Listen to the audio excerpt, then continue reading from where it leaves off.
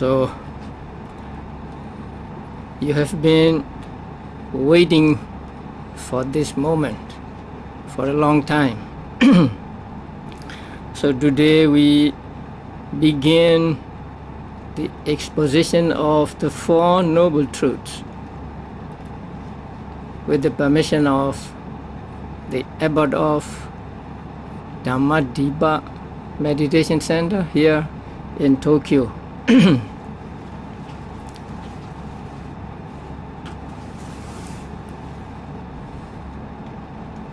Now, the Four Noble Truths were discovered and then penetrated and revealed by the Buddha.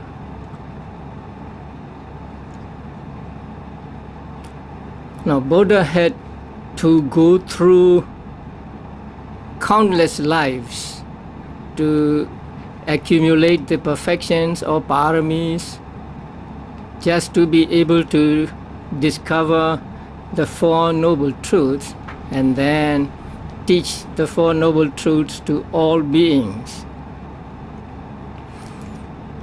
Buddha had so much compassion that he was willing to suffer in the samsara for a very long time. Now, it is said in the books that the time he spent in the samsara cannot be measured even by millions of world cycles.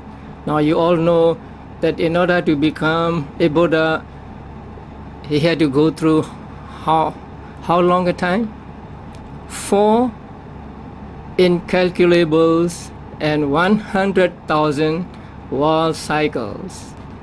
Now, even one world cannot be measured in terms of years or in terms of centuries.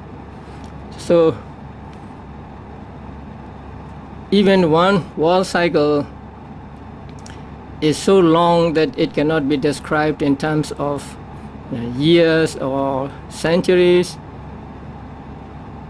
The 4 asankhya's, that means 4 immeasurables, that means 1 followed by 140 zeros is called 1 incalculable.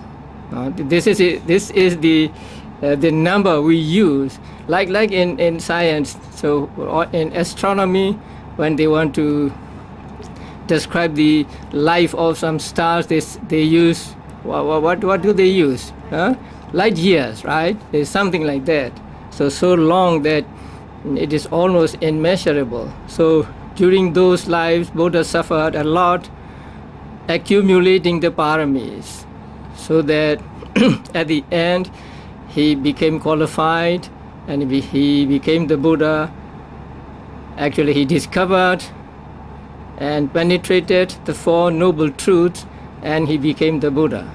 And after he became the Buddha, he taught for how many years? Buddha taught for 45 years. So Buddha taught for 45 years, and during those 45 years, Buddha taught the Four Noble Truths again and again. And what the Buddha taught, including the Four Noble Truths, were collected and recorded just about 3 months after his parinibbana. You understand the word parinibbana? Parinibbana means passing away, death. No? So just 3 months after his death, disciples of the Buddha who survived him met at a council and collected all his teachings, including the Four Noble Truths, and recorded them by word of mouth. There were no books at those times, so they all memorized what the Buddha taught. And these teachings were handed down from generation to generation until about 450 years after the death of the Buddha. So about that year, the teachings of the Buddha were written down on palm leaves, manuscripts. And these were also handed down from generation to generation until today, until this time. And also our teachers, maybe beginning with the Venerable Mahakassapa, taught or explained these Four Noble Truths to their devotees, to their pupils, and these expositions were also handed down from generation to generation until today. And that kind of exposition you find in the book in front of you, in the Visuddhimagga. So we should be grateful to the Buddha for enduring such suffering for a long period of time, just to be able to teach the Four Noble Truths to all beings. Because only by the realization of Four Noble Truths can one attain enlightenment. And Buddha's aim is for beings to gain enlightenment so that they could make an end of suffering. They could get out of this samsara full of suffering. So, at the beginning of this talk or this class, let us pay homage to the Buddha and also to the Dhamma and to the Sangha and to our teachers. So please fold your hands up and repeat after me. Homage to the Blessed One, the Worthy One, the fully enlightened One. With gratitude and devotion, we pay homage to the compassionate and omniscient One, who suffered for a long time, immeasurable, even by millions of world cycles, doing the practices that are extremely difficult to do. Okay, please bow down 3 times.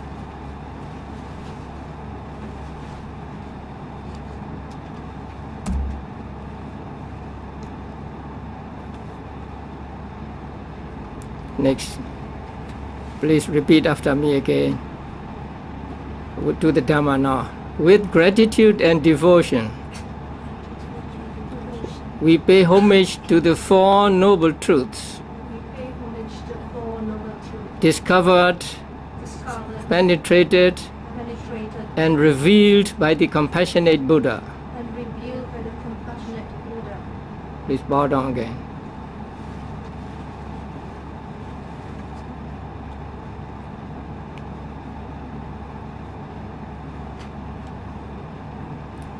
And now to the Sangha. With gratitude and devotion, we pay homage to the Sangha, who brought the teaching of the Four Noble Truths down to the present time. Okay. Please bow down.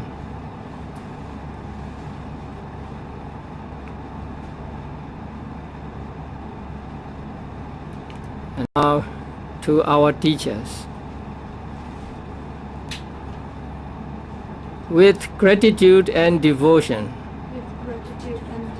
we pay homage to our teachers, who gave us this rare chance to understand the Four Noble Truths by their excellent exposition, without which we cannot understand the Four Noble Truths properly. Okay. Please bow down.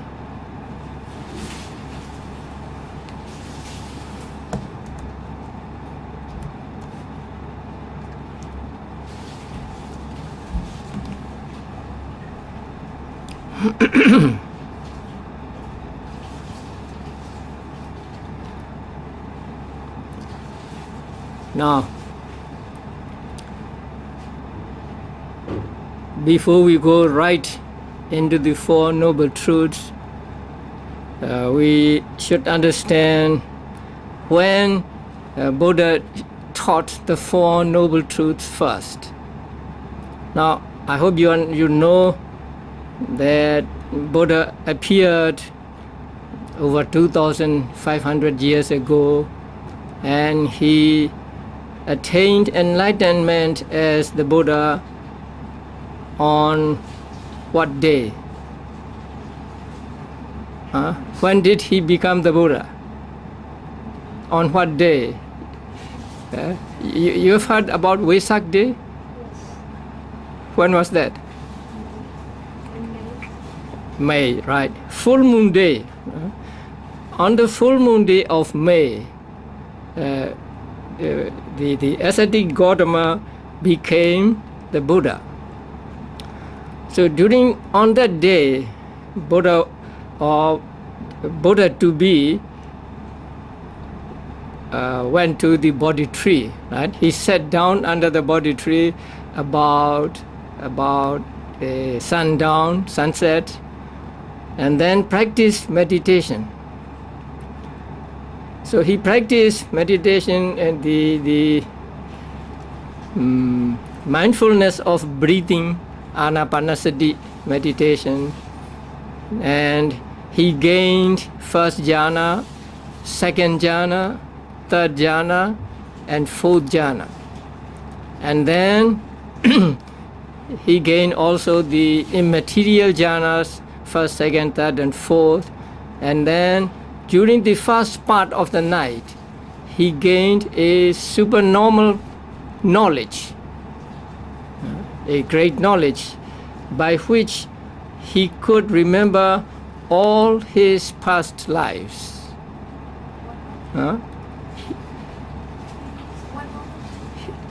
He gained a knowledge by which he could remember, he could recall all his lives in the past.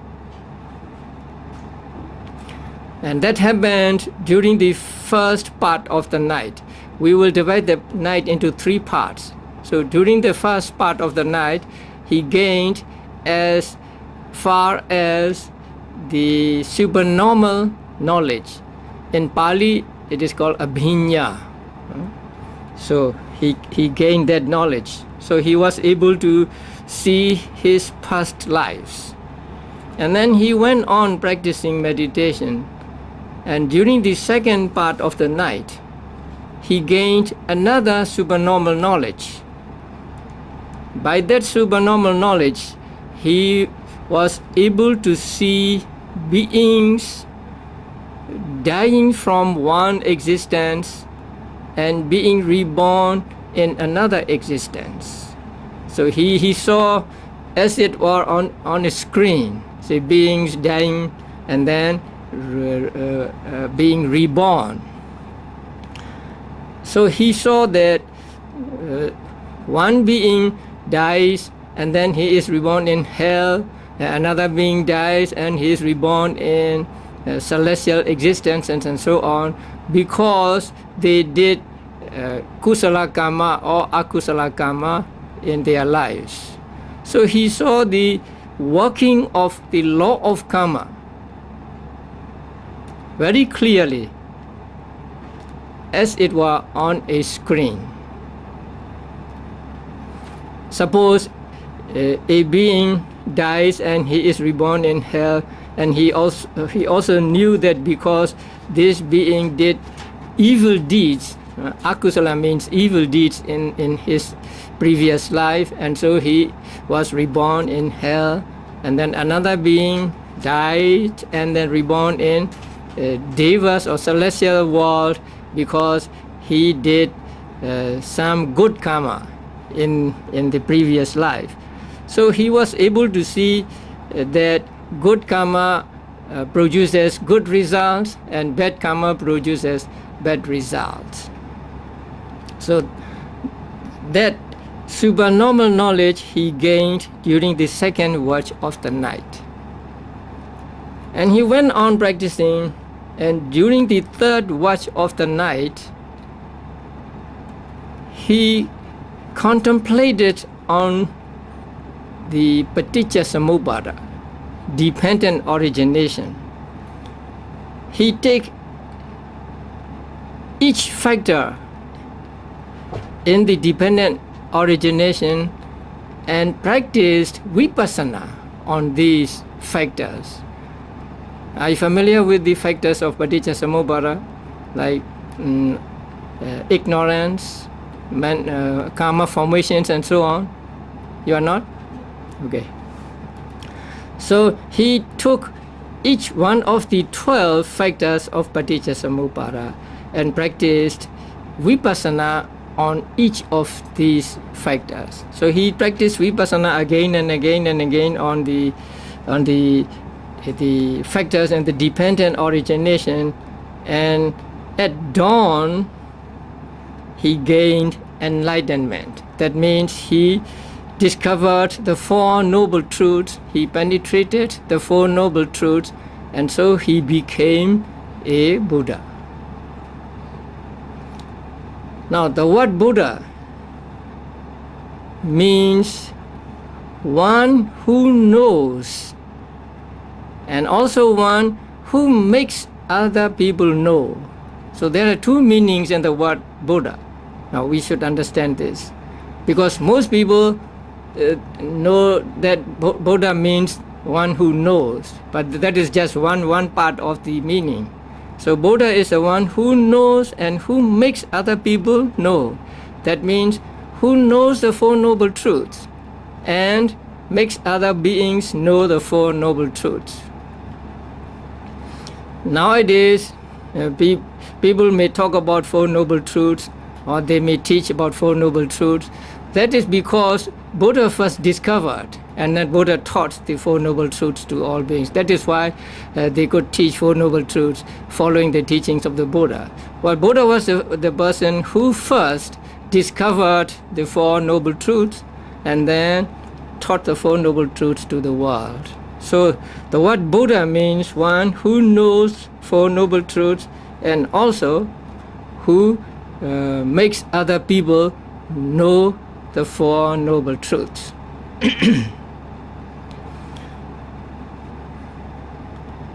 Now, after he became the Buddha, he spent about 2 months under the Bodhi tree and near the Bodhi tree. Now, you may have been to India. No, not yet. Okay. So, there are places where Buddha gained enlightenment and where he was born and so on. So Buddha stayed almost 2 months under and near the Bodhi tree. And exactly 2 months after his enlightenment, on the full moon day of what?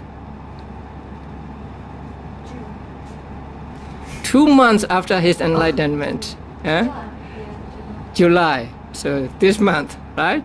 So exactly 2 months after his enlightenment, on the full moon day of July, Buddha went to Banaras, Varanasi.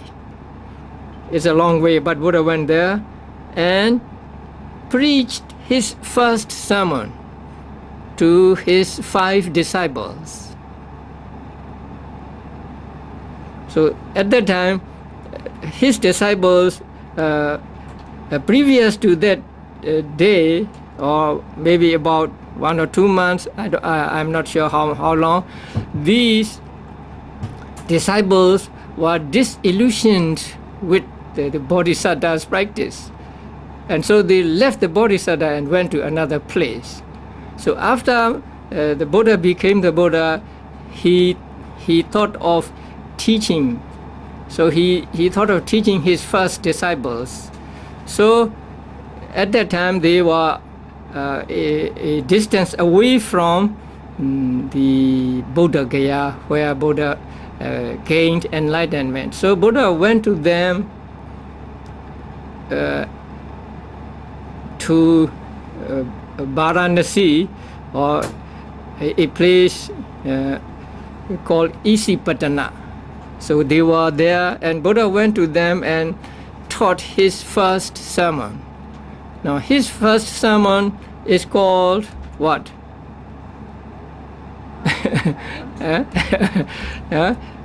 Turning the wheel of the Dhamma, right? Dhammacakkappavattana Sutta. So that means turning the wheel of the Dhamma. In that discourse, the first discourse he ever gave to the world, Buddha mentioned the Four Noble Truths. So now we understand how important the Four Noble Truths are. The first sermon is a very important sermon, because in it he disclosed his own discovery and also his main and central teaching. So in that sutta, in that discourse, the Buddha explained to them the Four Noble Truths.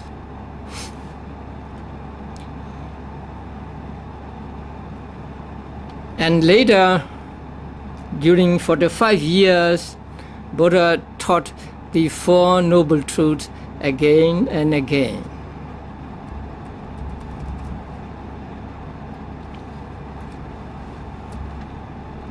Now, it is a little strange to say that there are four truths. Now, people always say there is only one truth, and different teachers explain it in different ways. That is what people used to say. But in Buddhism, there is not just one truth. Buddha taught that there are four truths.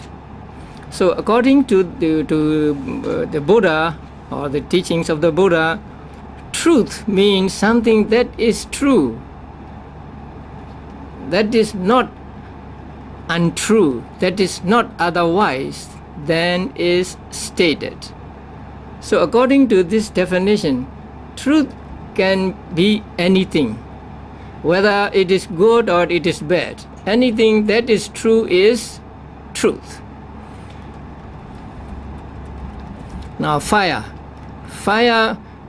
has the burning power, right? So when we say fire is burning or fire is hot, we are stating a truth, because it is true that fire is hot and it burns. But that is why in Buddhism, truth may be either good or bad. Now among the Four Noble Truths, the second noble truth is craving. Craving, attachment, greed. So craving is an unwholesome mental state, a bad mental state. But that bad mental state, which is called tanha in Pali, is called a noble truth. Because tanha is the real thing that produces dukkha, that produces suffering. So something that produces suffering is called the origin of suffering. So since it is the origin of suffering, since it is the cause of suffering, it is called one truth. Because it is true, it is correct that it produces suffering. Since it produces suffering and it is a fact, the craving is called a truth. Not only a truth, here it's called noble truth of the cause of suffering. That is because it is discovered by the noble person who was the Buddha. So anything that is true is called truth in Buddhism. And according to the Buddha, there are 4 truths. And they are not only called 4 truths, but they are called 4 noble truths.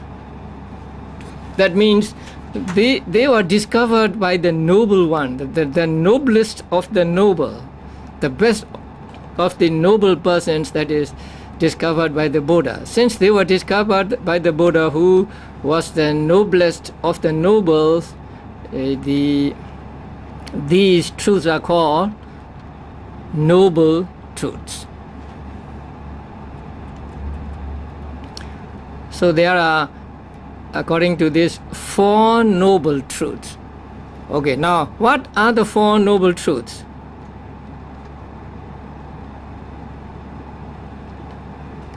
You know them?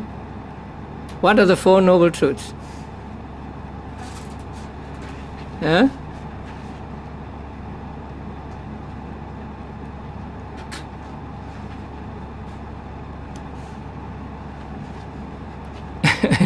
The 4 noble truths. Huh? The noble truth of suffering. Huh? Okay, number 1, the noble truth of suffering. And number 2,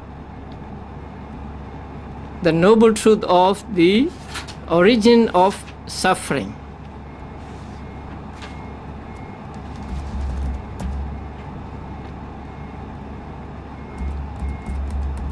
And number 3,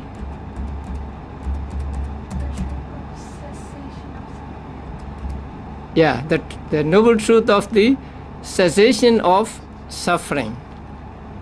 And number 4, the noble truth of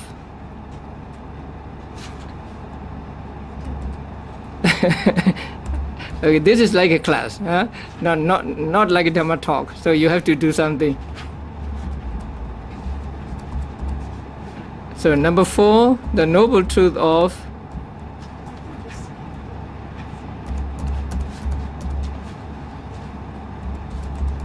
the way leading to the cessation of suffering.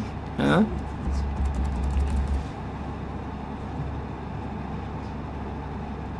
Now you may go to wait.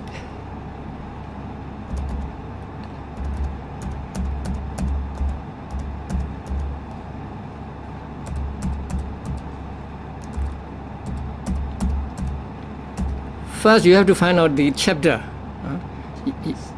16. Then you can go to paragraph number 13. There you find the 4 noble truths.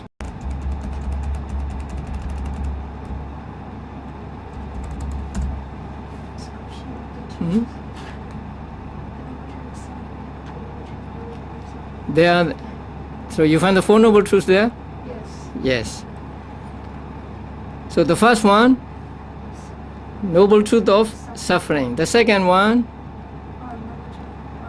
the noble truth of the origin of suffering. And the third one, the noble truth of the cessation of suffering. Hmm? And number 4, right, the noble truth of the way leading to or reaching the cessation of suffering. So these are the 4 noble truths taught by the Buddha in that first sermon.